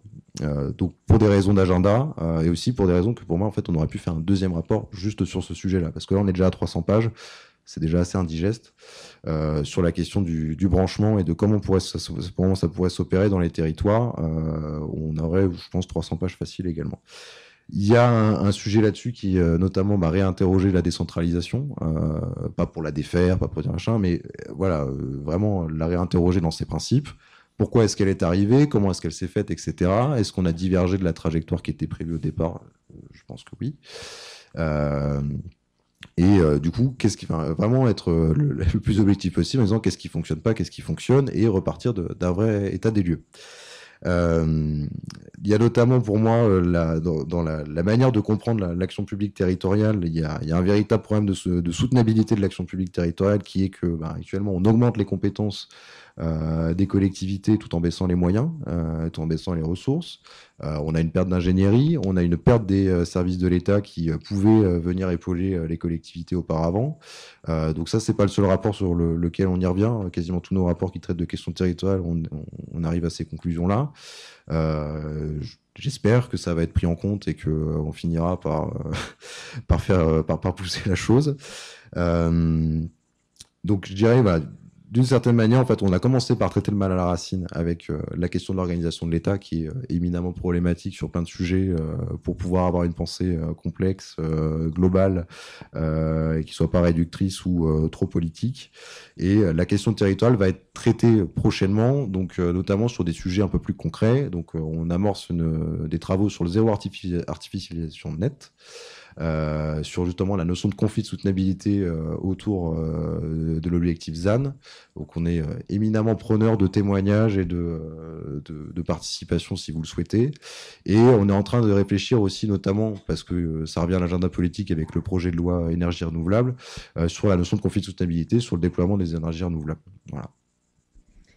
Justement, sur cette question de la zéro artificialisation nette, et pour faire un petit teaser sur ce qui suit, est-ce que tu as une idée, parce qu'effectivement c'est un conflit de soutenabilité qui est un peu majeur dans le débat territorial aujourd'hui, comment est-ce que tout ce que vous avez réfléchi pourrait aider à trouver une voie médiane ou une voie tout court sur cette question?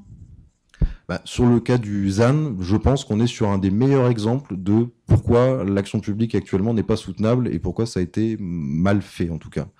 Quand j'en ai discuté avec pas mal d'acteurs des collectivités, que ce soit région, interco, etc., tout le monde est relativement d'accord pour dire que l'objectif, bon, il y a une forme de consensus sur le fait qu'il faut arrêter de consommer comme on a pu le faire auparavant, qu'il y a eu des excès, il y a eu des abus, et qu'avoir une sobriété foncière à horizon 2050, bon, c'est plutôt acceptable. Il y a la deuxième chose qui est la manière dont ça va se déployer, c'est-à-dire cette division par 2 en 10 ans, avec un comptage à partir de 2021. Donc là, on voit très bien que la manière dont ça s'est pensé n'est absolument pas articulée avec la réalité. Donc voilà, 2021. Donc j'en discutais avec un chef de projet Stradet d'une région qui me disait, en fait, rendez-vous compte, si on compte à partir de 2021 et qu'on continue et que actuellement on ne sait toujours pas à quoi va correspondre Lausanne et comment il va se déployer. Si dans les comptes on nous demande de respecter la trajectoire division par 2 en 10 ans, sans savoir également comment on le fait pour l'instant, en 2026 on aura consommé 60% de nos droits fonciers. D'accord. Donc du coup, pour le prochain mandat, qu'est-ce que ça veut dire? Voilà, ça veut dire 0. Donc il y a un sujet politique déjà, ce qui n'a pas été anticipé. Il y a également la question des dynamiques territoriales. Ça, l'État a souvent du mal à le prendre en compte, même s'il essaye. Je crois. On a des régions qui sont très artificialisatrices, mais qui n'artificialisaient pas auparavant. Et inversement, on a des régions qui sont très artificialisées, mais avec des fonciers délaissés, etc. Quelle sera la clé de répartition entre les régions? Ça, c'est un sujet qui actuellement n'est pas débattu. Et on a besoin d'avoir une réflexion, je pense, claire sur la table sur ce sujet-là. Il y a un autre sujet politique qui est la manière dont on refile le bébé aux régions en disant, voilà, c'est vous qui allez organiser le zéro artificialisation nette, ensuite vous rebasculez au SCOT et puis ça ira dans les collectivités. Bon, la région dont les relations sont déjà pas toujours faciles entre collectivités, en fonction des contextes, se retrouve avec ça sur les bras, ça va gueuler, c'est normal. Mais encore une fois, il y a une forme d'irresponsabilité, ou en tout cas vraiment le fait de refiler le bébé, qui est problématique. Donc je pense qu'on est vraiment sur un cas typique on a fixé un objectif qui est sans doute louable, qui je pense l'est, d'un point de vue biodiversité, etc., sans penser comment ça allait s'organiser, quelle est l'articulation avec les situations concrètes, qu'est-ce que ça veut dire en termes de répartition entre les différents territoires, comment est-ce qu'on interroge aussi notre modèle de financement du développement territorial, qui actuellement était quand même, depuis des décennies, était quand même fondé sur la consommation foncière, avec un autre sujet aussi qui est, en fait, on s'intéresse au foncier brut, on ne s'intéresse pas à la performance foncière. Il y a des territoires ruraux notamment qui, je dirais, si on doit parler de performance, mais qui vont construire 15 logements à l'hectare. Il y en a d'autres qui vont en construire 5. Où est l'équité dans tout ça, alors que c'est potentiellement la même typologie de territoire, etc. On est sur un sujet qui est éminemment complexe, qu'on a simplifié à l'extrême. Voilà. Du coup, je vous propose d'ouvrir et de prendre vos questions sur à la fois cette proposition qu'a fait France Stratégie et tout ce que vous voudrez en fait. Je démarre, donc Didier Tcherkachine de Terre d'Avance. Merci en tout cas pour tous ces éléments avec une approche assez institutionnelle. Il existe des initiatives privées qui finalement peuvent nourrir cette réflexion, des initiatives citoyennes, je pense aux centrales citoyennes par exemple sur les territoires, ou tout ce que propose l'innovation sociale. Donc, voilà.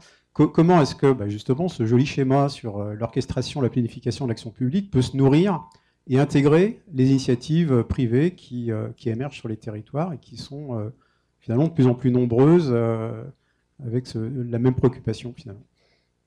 Ça, c'est dans les premières étapes, justement. Il ne s'agit pas de rester, je dirais, dans la sacro-sainteté du public et de rester entre nous, entre gens de bien qui sont fonctionnaires, etc. Quand on parle d'expertise, etc., c'est pas seulement des experts académiques. C'est toute personne qui est porteur d'une expertise, personnalité qualifiée, etc. Donc, ça veut dire s'appuyer sur le monde de l'ESS, des gens qui proposent des modèles alternatifs, des gens qui connaissent des situations concrètes, réelles, qui déploient des solutions et venir nourrir, en fait. L'idée justement d'avoir une vraie machine, un vrai orchestrateur, c'est qu'en fait on est vraiment un interlocuteur en face qui soit à même de récupérer des expériences de terrain, des témoignages, des visions aussi de certains sujets de politique publique différentes et qui puisse entre guillemets les mettre dans le shaker et arriver à une vision, je dirais, complète en fait d'un sujet. Et donc, si on reste entre technocrates d'État ou, dans l'idéal même, entre agents publics d'État et agents publics territoriaux, on n'aura pas toute la partie de la réponse. Il faut qu'il y ait les acteurs économiques qui soient avec. Quand on parle d'industrialisation, il faut les acteurs industriels. Il faut aussi que le modèle de l'ESS soit davantage valorisé dans les discussions, parce que c'est un modèle alternatif, notamment quand on veut aborder les questions de sobriété, etc., de lien social, d'inclusion, eux, ils sont porteurs de réponses. Donc non, il faut que tout le monde soit autour de la table. Et c'est là aussi où je disais qu'il faut reprendre certains principes de la planification de 46, qui n'étaient certes pas démocratiques, mais qui étaient concertés avec tous les acteurs qui étaient considérés comme compétents. Donc il faut élargir le spectre, à mon sens, mais il faut rester sur cette idée que tout le monde a voix au chapitre et tout le monde doit être autour de la table. Oui, moi je souhaite intervenir sur plusieurs points par rapport à ce que vous avez dit. Sur le profil, sur les formations, les acteurs qui sont sur les territoires, développeurs économiques, enfin, etc. Au RENET, nous avons un groupe de travail tous les ans, à travers nos rencontres, nous abordons ce sujet de l'évolution du métier de développeur économique. Il y a le référentiel de 2017 qui a été porté par 6 organisations patronales auxquelles nous avons contribué à titre consultatif. Nous avons un groupe de travail permanent. Là, nous allons lancer un questionnaire parce qu'aux dernières rencontres, il y a 2 ans, nous nous sommes posé la question du développeur économique catalyseur territorial au sens du rameau. Et transitionneur. Et les questions que vous posiez tout à l'heure par rapport à ce que ce que devraient être ces développeurs globalement, un territoire, parce qu'on voit bien aussi un décloisonnement, une évolution des métiers. On parlait de développeur local au sens UNADEL, ANPP, etc. La NPP maintenant. Les pays PETR se rendent compte aussi qu'ils ont leurs développeurs locaux sont aussi des développeurs économiques. Donc on voit bien que les frontières bougent par rapport à l'action des agents sur les territoires. Et là, on va lancer un questionnaire, tout un travail de fond autour de cette question-là. Donc vous êtes bienvenus dans la réflexion et les questions que vous avez posées tout à l'heure, il serait très intéressant de les intégrer dans notre guide, dans notre questionnaire et dans toute notre réflexion. Ce sera avec plaisir. Ça, c'est le premier point. Le deuxième point, moi, je suis cofondatrice et puis membre du directoire d'une société coopérative d'intérêt collectif, une SIC Microville 112, donc une SIC foncière, la Microville 112, à côté de Reims, sur un petit village, Courcy, l'ancienne base vie de la BA 112. Et pour moi, qui était développeur économique et qui reste développeur économique à travers ce projet, je l'étais en agence pendant longtemps en Auvergne, c'est un nouveau modèle, c'est une start-up, nouveau modèle de développement économique soutenable pour moi. Start-up parce que la start-up, j'ai beaucoup travaillé avec celle de biotech, etc., rament longtemps et ont besoin de financement et d'être soutenus avant de générer des bénéfices. Là, c'est moins le cas parce qu'on a un business model, qui peut générer effectivement des retours sur investissement, mais les freins, afin d'aboutir à ça, les freins tiennent à tout l'environnement du cloisonnement, État, collectivité, etc. Du fait, par exemple, qu'une SIC est reconnue dans la loi. 2014. La dernière loi sur 2002-2014, avec l'évolution aussi de la place des collectivités, puisqu'elles étaient plafonnées de mémoire à 25%. Maintenant, le collège peut aller jusqu'à 50%, mais néanmoins, elles n'ont pas le pouvoir. Le SIC est du monde de l'ESS, mais en même temps doit s'ouvrir, et nous, on souhaite que ça soit reconnu par le monde classique, plus libéral, etc., capitalistique, parce qu'en fait, c'est un modèle qui doit être économie sociale et solidaire, intérêt collectif, etc., mais avoir un vrai modèle, un vrai business plan qui tienne la route. Et donc, là, en l'occurrence, la SIC foncière, c'est aussi un nouveau modèle dans le panorama des classiques SEM, SPL, etc.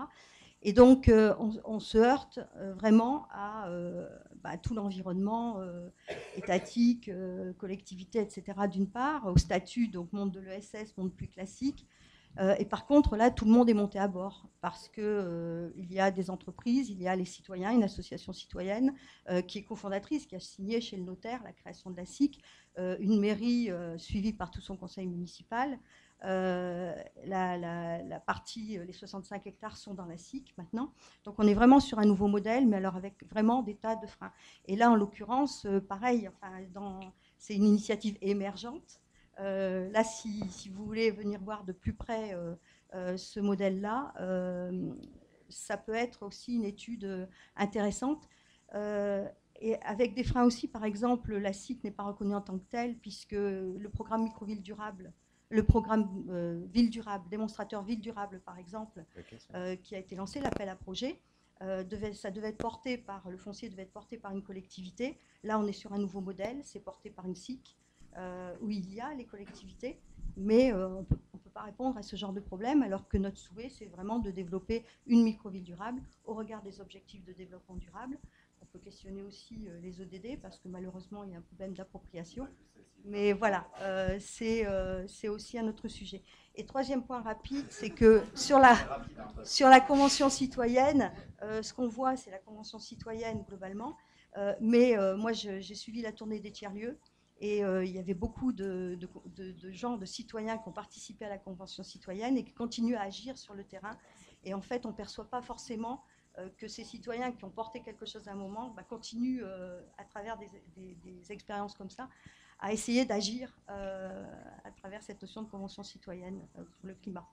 Attention, hein, sur la Convention citoyenne, ce n'est pas les citoyens que je remets en question, hein, surtout pas.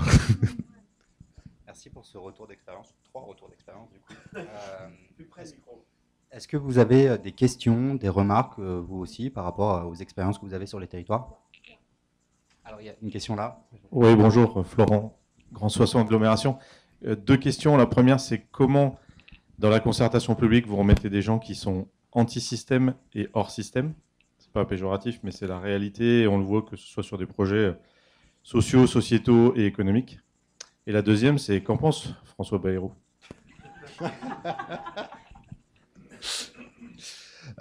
C'est une super question sur les anti-systèmes. J'ai absolument pas la réponse clé, notamment parce que je suis pas sur le terrain non plus. Je pense que notamment le fait de pas tuer la conflictualité en fait et accepter de se prendre le déversoir dans la tronche pour ensuite donner une forme de gage et ensuite pouvoir discuter de manière plus apaisée ou plus concrète peut être une solution. C'est extrêmement pénible, ça prend beaucoup de temps. Déjà que la concertation c'est très coûteux en temps et en moyens. Donc voilà, ça peut peut-être être une des solutions. Je pense qu'on y est un peu tous confrontés des fois dans nos entourages amicaux, familiaux, etc. Bon, généralement, quand on accepte de passer le TGV de certains arguments, etc., bon, après, on peut avoir une discussion qui est un peu plus apaisée et arriver à des formes de consensus plus établies. Je pense aussi que les formes de radicalisation par rapport à ça... Pardon? Ou de rupture, oui, ça dépend du choix, oui. Généralement, dans le cercle familial, on essaie que non, mais effectivement, ça peut arriver. Donc oui, je disais, voilà, laisser passer le train, entre guillemets, pour discuter. Et je pense aussi que le fait de cette radicalisation de certaines positions, etc., notamment par rapport au fait de participer au débat public, à la cité, etc., c'est lié aussi au traitement qui a été fait en fait des différentes opinions à l'échelle nationale et locale dans ces différents exercices qui ont cristallisé les tensions. Et quand ça a cristallisé, il faut faire éclater ce qui entoure le nœud du problème pour pouvoir le traiter. Dans le même genre d'idée. Et sur François Bayrou, ouais, je précise. Alors justement, actuellement, on sait pas trop ce que ça va donner. Il y a des incertitudes politiques depuis la semaine dernière. Bon, sinon, voilà, on avait le Haut Commissariat au Plan qui était censé s'occuper de planification, qui a été créé il y a 2 ans et qui a produit 9 notes assez courtes, sectorielles. Donc voilà, on n'est pas sur une vision d'ensemble, on n'est pas sur une vision planificatrice. Mais apparemment, c'est en cours. Ça devrait arriver. Et c'est peut-être plus du côté secrétariat général à la planification écologique qu'il faudra voir, parce que visiblement, ce serait là le cœur du réacteur. Pour apporter un élément de réponse sur cette question de comment on va chercher les gens qui sont hors système ou éloignés en tout cas, moi j'avais travaillé il y a quelque temps avec une structure qui s'appelle Grand Public et qui fait de la concertation un peu différemment. Et ils ont une démarche qui est assez intéressante, qui est d'aller en fait, ils se posent dans un territoire pendant 1 mois et ils vont interviewer les gens qui, en général, ne sont pas entendus dans les démarches de concertation pour déjà au moins créer un premier lien et s'assurer que leur parole à eux est aussi entendue. Donc voilà, en fait, il n'y a pas de recette miracle à part prendre son bâton de pèlerin, je pense, et du temps et accepter effectivement que d'en prendre plein la tête. Ça semble, enfin en tout cas, eux, c'est ce qu'ils font et ça marche pas trop bien. Et il y a même une pas trop mal. Ça marche pas mal. En plus, avec un phénomène où les gens se trouvent valorisés d'être entendus. En plus, ils les filment, etc. Donc, il y a aussi une côté revalorisation des individus. Donc, c'est intéressant de ce point de vue-là aussi. Oui, moi j'ai l'impression, même si vous en défendez, qu'il y a derrière le mythe d'une société prévisible, de quelque chose qui soit intelligible, organisable, si je puis dire, sur le long terme. Et ça, c'est encore moins vrai qu'en 1946, parce qu'il y a eu une redistribution des capacités d'action. Les corps intermédiaires ne sont pas vraiment représentatifs, comme vous l'indiquiez. Donc il y a quand même un mode d'intervention à repenser, à mon avis, la planification, même si je crois qu'elle est nécessaire. Et je suis assez troublé par le fait que vous n'intégriez pas d'emblée le territoire dans la stratégie, parce qu'il me semble que dorénavant, il est impossible de traiter certaines questions, comme par exemple la défiance,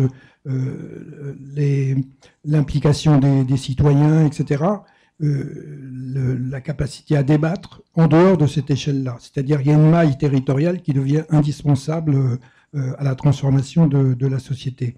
Et d'ailleurs, quand on parle de financement des collectivités territoriales, on dit toujours qu'elles n'ont pas assez de moyens. Et on sait par ailleurs que l'épargne locale fuit de plus en plus les territoires. C'est-à-dire qu'il y a une maîtrise territoriale qui est à réinventer. Et donc, il faut donner, à mon avis, des marges de manœuvre aux personnes, sans trop d'a priori, sans préjuger les finalités. Et quand on fait confiance aux personnes, aux débats, etc., de façon sincère, on a de très bonnes surprises. Je prends un seul exemple, la finance participative. Quand on laisse les porteurs de projets et les habitants avec des marges de manœuvre, en leur faisant confiance et sans leur dire « vous allez faire de la solidarité, de l'ESS, du développement durable, je ne sais quoi », on s'aperçoit que les gens traitent les défis du moment spontanément, de manière très majoritaire. C'est-à-dire qu'il y a une transformation un peu de la prise en compte de l'individu dans toutes ces démarches qui est, à mon avis, indispensable. Donc on est d'accord en fait. Pas tout à fait, non. Non, mais justement, je vais préciser. Sur les corps intermédiaires, pour moi, ils sont pas représentatifs. J'ai dit, ils sont porteurs d'expertise. Et ça, il faut pouvoir l'intégrer. Il faut être assez lucide. Sur la question de la marge de manœuvre, c'est ce que je disais sur la question de la culture des soutenabilités. Il faut faire évoluer justement cette notion pour qu'il y ait plus de plasticité et qu'on laisse plus de place à l'expérimentation et aux marges de manœuvre. Sur la question de l'implication des territoires, je l'ai peut-être mal précisé, mais pour nous, ils sont embarqués à bord directement dans la stratégie comme n'importe quelle partie prenante et même comme une partie prenante centrale. Je disais juste, dans l'idée, nous, on aurait voulu en fait faire toute une partie dédiée au territoire. Ça n'a pas été possible du fait d'un calendrier de publication. Et l'idée, c'était de continuer la réflexion en la centrant directement sur les territoires. Parce qu'il y a la question du branchement avec la stratégie nationale dès sa conception, mais il y a ensuite la question de la déclinaison. Et actuellement, avec les strates de décentralisation qu'on a, ça va être coton.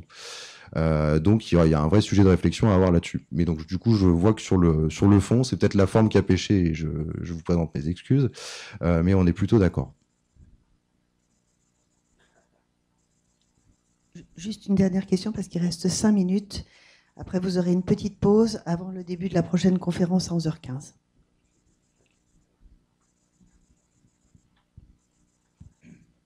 Bonjour, je me présente peut-être. Lucas Chevrier, je suis le conseiller économie et industrie des intercommunalités de France. Justement, ma question était précisément sur ce point. Vous disiez tout à l'heure qu'on a toute une multitude de schémas régionaux comme intercommunaux. Enfin, nous, récemment, on avait une commission économique, tout le monde se plaignait des multiples contrats type territoire d'industrie, petite ville de demain, CRTE, etc. De même, je pense pour la strate au-dessus, qui est le SRDE2I, qui au final, nous, les échanges de la commission économie, nos élus disaient, au final, on n'a pas besoin d'une grande stratégie quinquennale qui voit l'avenir, etc.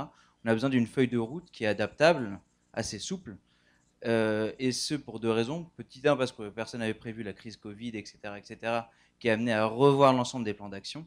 Donc c'est un peu fatigant, notamment quand il faut contractualiser, donc signer des papiers, etc. Mais surtout, nous, notre plus gros problème, notre plus grosse difficulté, c'est ce que vous disiez, c'était sur les moyens au final qu'on met en place dans cette stratégie. Je vais prendre un exemple sur la transition écologique. Voilà, tout le monde se dit, non, sur le ZAN, dans le cadre de la sobriété foncière, il faudra repenser l'ensemble de la ville, donc les polarités commerciales, la formation, les centres-villes, les mobilités, etc. Donc voilà, nous on avait proposé les CRTE, contrats de relance et de transition écologique, en disant tous les ministères se mettront d'accord avec nous pour une offre de service et un projet de territoire. Comme ça, on ambitionne le développement du territoire à 5 ans. Quelle grande surprise nous avons eue lorsque nous avons remarqué qu'aucun ministère, au final, ne mettait vraiment de moyens au service de ces stratégies territoriales. Et du coup, ça pose la question que vous avez abordée là, très bien tout à l'heure, comment assurer en fait l'interministérialité, enfin une réponse coordonnée. Parce qu'autant en 1946, c'était assez simple. Il y avait une quinzaine de ministères, l'État avait tous les moyens, avait des préfets dans tous les territoires, et du coup, on pouvait assurer un commissariat au plan qui avait des super moyens. Maintenant, dans le cadre de la décentralisation et d'un État qui a moins de moyens, et aussi d'une beaucoup plus grande complexité enfin, du monde, de l'économie, etc., comment on fait et bon courage. Merci. La principale chose, c'est que moi, c'est ma conviction, il faut quand même un effort de planification au niveau de l'État, parce qu'on ne fera pas disparaître les États, surtout dans un contexte géopolitique tel que le nôtre. On a également ensuite des engagements européens qui fait que l'État doit pouvoir négocier avec les autres partenaires européens pour avoir des perspectives. Et donc ça va passer par la loi au niveau national, notamment sur les questions budgétaires. Vous en parliez actuellement sur les CRTE, on a des enveloppes où c'est du refléchage. Finalement, il y a assez peu de moyens qui sont consacrés. Et sur les différents projets, notamment sur les questions industrielles, etc., on est plutôt sur un effet saupoudrage, parce qu'en fait, justement, sur le plan quinquennal, au niveau de la programmation, on n'a pas des budgets afférents et qui sont stratégiques. Sur la question de la souplesse, je le précise bien, on peut appeler ça feuille de route, on appelle ça stratégie. La question, c'est qu'encore une fois, elle ne soit pas gravée dans le marbre. Elle fixe un cap, mais que justement, on puisse la réinterroger parce qu'on a des points de contrôle, parce qu'on a des gens qui éveillent et parce que c'est un projet politique avant tout. La déclinaison technique, juridique, budgétaire, etc., elle ne doit être qu'au service de ça, elle ne doit pas être préliminée. C'est le problème qu'on a aujourd'hui avec la loi organique des lois de finances. C'est elle qui prescrit toute l'action politique qu'il y a derrière. Nous, on propose justement une loi organique des soutenabilités qui justement va venir avoir une prescription politique qui déterminera ensuite l'orientation sur les aspects réglementaires et budgétaires. Ensuite, sur la question territoriale, effectivement, les territoires sont au cœur de la réponse. Et pour moi, les deux ne s'excluent pas. Justement, la question, c'est comment est-ce qu'on refonde la relation État-collectivité dans un cadre soutenable. Parce que la soutenabilité de l'action publique ne passera que par là, à mon sens.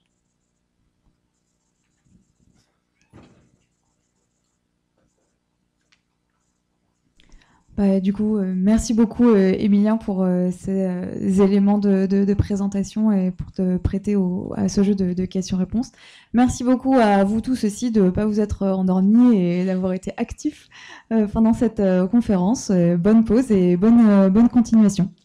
Donc on se retrouve à 11h15 pour la prochaine conférence sur la sobriété foncière.